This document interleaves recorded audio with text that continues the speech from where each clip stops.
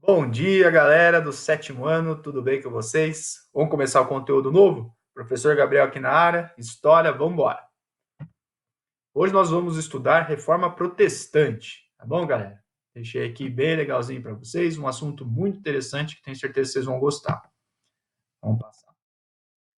Primeira informação que a gente tem que estudar para entender a Reforma Protestante é como a Igreja Católica estava no início da Idade Moderna. Isso a gente já viu, a gente só vai recapitular.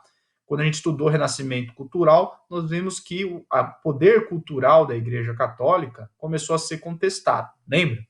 Então, tem o humanismo, que é um dos movimentos do Renascimento, que vão questionar os dogmas impostos pela Igreja, os sacramentos, enfim, tudo aquilo que a Igreja impunha como regra.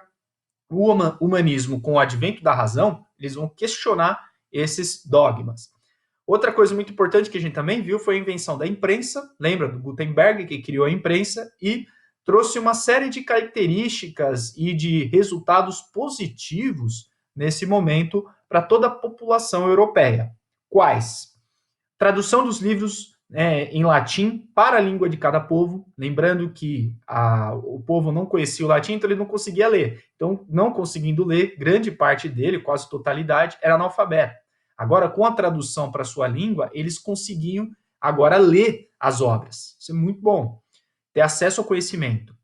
Publicação e circulação das obras escondidas pela igreja, isso é muito importante, e o povo passou a se alfabetizar, aumentando o seu pensamento crítico. Então, um povo mais alfabetizado, ou seja, com mais acesso ao conhecimento, garante a ele também uma capacidade crítica de questionar maior, tá certo? Então, isso vai diminuir também a influência da Igreja Católica sobre o povo, uma vez que cada fiel agora vai ter sua autonomia de desenvolver o próprio conhecimento.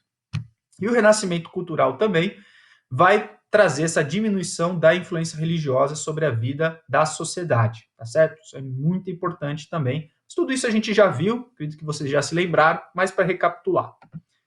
Vamos passar. Causa da Reforma Protestante. Galera, a primeira causa muito importante da Reforma Protestante foi a corrupção moral da Igreja Católica. Como vocês veem até no quadro aí do lado, na imagem, né, o monge ali tomando escondido uma bebida alcoólica, né, que era condenado pela Igreja, mas eles faziam escondido, né. Isso vai começar a ser colocado aos olhos de todo o povo, principalmente pelos protestantes. Eles vão mostrar como o alto clero, esses homens da fé católica, eles eram hipócritas, porque eles condenavam determinadas práticas, mas eles faziam escondido. Uma delas é exatamente essa, de beber o vinho. Alguns não se mantinham na castidade, né? Então, assim, tem vários, vocês vão ver isso no livro didático, né, ele mais detalhado, tantas práticas que a Igreja Católica condenava e os seus maiores representantes faziam exatamente aquilo que não podia, né? Uma grande hipocrisia. A venda de indulgências e relíquias aos fiéis para conquistar o perdão dos pecados e ter um lugar reservado no paraíso. Isso também vai ser questionado pelos protestantes, né? E vai ser um dos fatores principais. Porque o que aconteceu nesse momento, galera? As indulgências eram uma espécie de cartas enviadas pelos padres e, né, para os fiéis, onde eles perdoavam os pecados, tal. E os fiéis, em troca, deveriam fazer determinados sacrifícios, né, entregar coisas, sacrifícios aqui, eu digo sacrifícios mais de vida, tá, galera? Não aqueles sacrifícios que a gente já viu aí anteriormente, que acontecia entre os povos da antiguidade.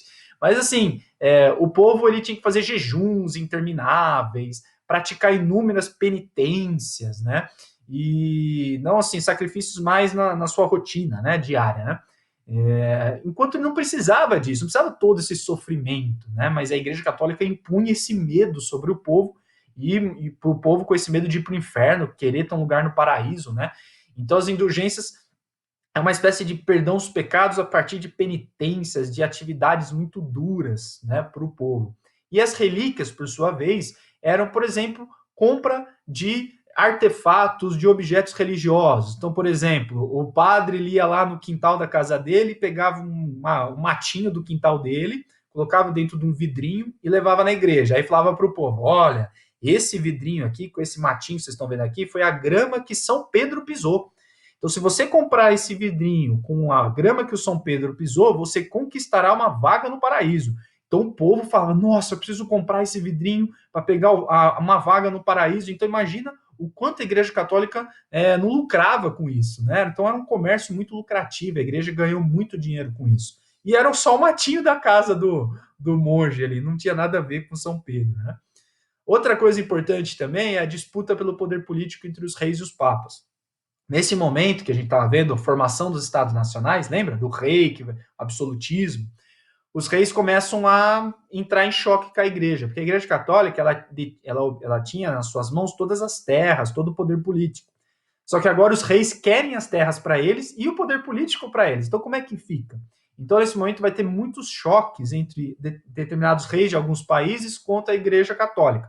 Em alguns países vai ter uma união, que a gente já viu no absolutismo, por exemplo, no caso de Portugal e Espanha, eles vão encontrar um jeito de se unir, mas em outros lugares, como a gente vai ver hoje na Alemanha, vai ter um choque, um rompimento da realeza alemã com a Igreja Católica, né? Por isso que a Alemanha vai ser um dos berços do protestantismo. A gente vai ver ainda isso.